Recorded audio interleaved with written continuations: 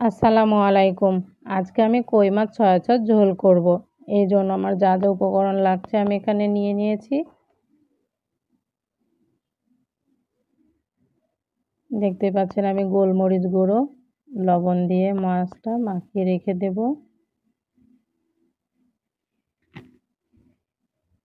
পেঁয়াজ কুচি দিয়ে দিলাম, পেঁয়াজটা ভেজে দিয়ে দেব। আদা রসুন বাটা ভেজে নেব।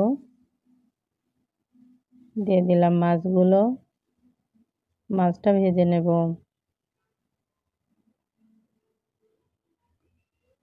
দেখতে পাচ্ছেন আমার মাছটা ভাজা হয়ে গেছে। আমি এবার দিয়ে দিব সয়া সস, দিয়ে দিব কাঁচামরিচ ফালি, দিয়ে দিব লেবুর রস, পরিমাণ মতো পানি দিয়ে দিব।